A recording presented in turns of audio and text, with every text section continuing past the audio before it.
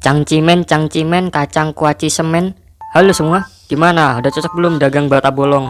Sesuai dengan judulnya, film yang akan saya bahas kali ini yang berjudul Diperdagangkan tahun 2017. Di gimana alur cerita filmnya? Sebelumnya buat kalian yang baru join, salam kenal, nama aku Dim. Umurnya 14 tahun lebih 12 bulan lebih 5 jam. Oke, langsung aja ke filmnya. Cangcimen, kacang kuaci semen. Diawali dengan acara ulang tahun untuk salah satu anak panti asuhan di California bernama Sarah yang genap berusia 18 tahun. Setelah momen kebahagiaan tadi, kini Sarah harus meninggalkan panti asuhan tersebut dikarenakan peraturan pemerintah di sana jika anak panti asuhan berusia 18 tahun harus meninggalkan panti untuk menggapai bintang di langit yang tinggi. Sampai akhirnya hari keberangkatan pun tiba. Diana yang akan mengantarkan Sarah ke tempat tujuan. Kini Sarah harus berpisah dengan adiknya Natalie. Berpindah ke India, kucek-kucek mata nih, seorang gadis bernama Amba sedang berpesta dengan teman-temannya. Tiba-tiba seorang pria datang mengganggunya. Beruntung pria jantan seperti saya membantu Amba untuk mengusir pria jamet tersebut. Ketika ingin mengantar temannya pulang, ternyata pria tadi masih menginginkan Amba hingga ia nekat menyiramkan asam ke Amba dan temannya. Kemudian Amba dibawa untuk dijual menjadi budak seks, di mana pelanggan pertamanya adalah pria Jepang. Apakah akan masuk situs biru?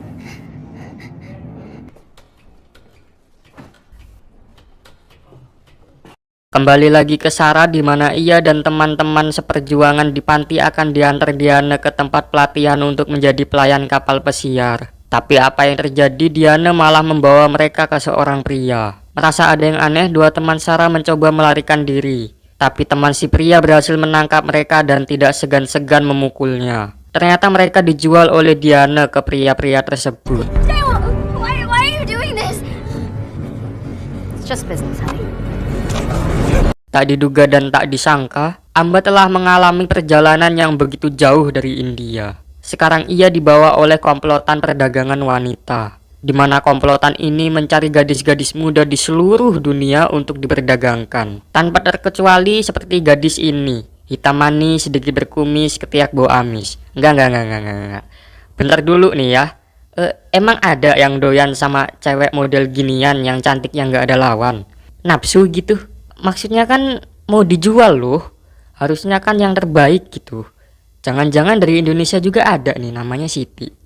Lanjut, ini adalah Mali, gadis Nigeria yang akan menjadi teman baru Amba. Gadis-gadis tersebut dibawa ke rumah bordil di Texas yang merupakan markas komplotan tersebut. Dan inilah bos dari komplotan bejat bernama Simon.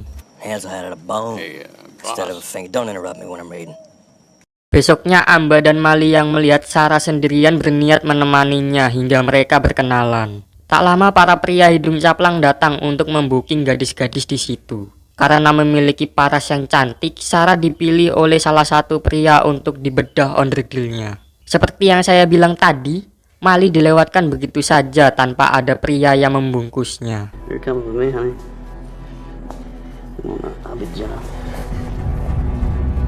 Akibat tanpa henti harus melayani, Amba hamil dan kabar tersebut didengar langsung oleh Simon. Alhasil Simon menemui Amba lalu memaksanya meminum sebuah pil untuk menggugurkan kandungannya.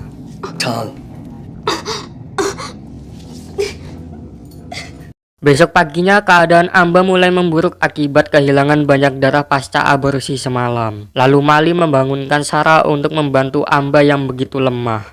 Melihat keadaan Amba yang tidak baik-baik saja, mereka meminta bantuan ke Simon agar dipanggilkan dokter. Hingga Mali rela melakukan apapun asal Simon mau menolong Amba saat ini. I'll do whatever you want.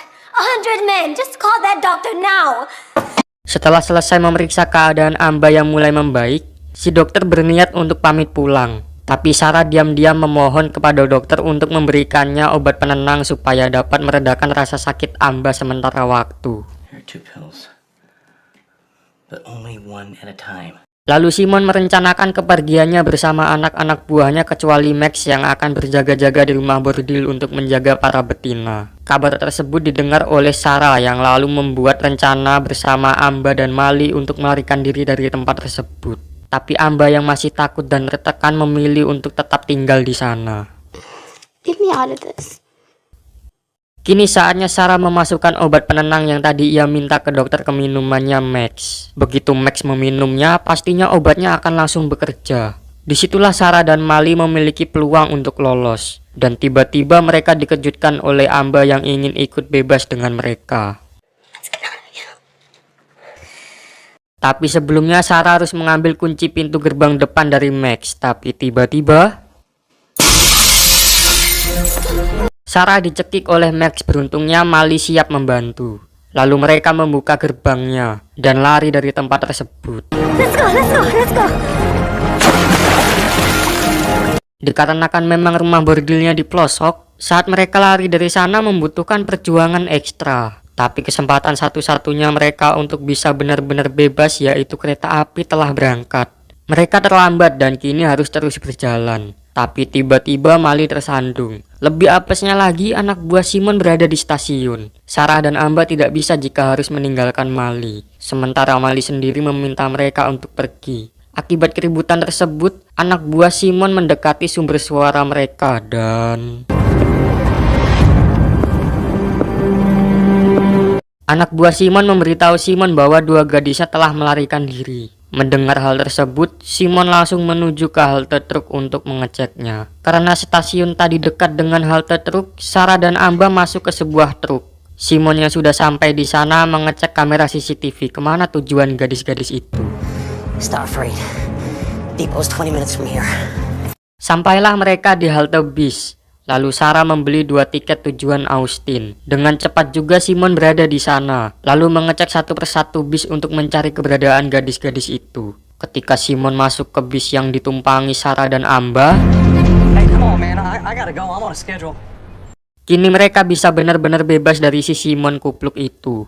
Ujung-ujungnya si Diane, Simon, dan komplotannya ditangkap polisi. Amba bisa teleponan sama keluarganya lagi. Sarah sendiri ketemu dengan adiknya Natalie. Tamat. Terus nasibnya si Mali itu gimana? Alah, itu mah anak bawang, nggak usah dibahas. Pesan yang bisa saya sampaikan dari film ini, bisnis ini bisnis yang bagus, tapi bukan bisnis yang baik. Sekian dari saya, jika ada salah kata dan cadel mohon maaf dan terima nasib.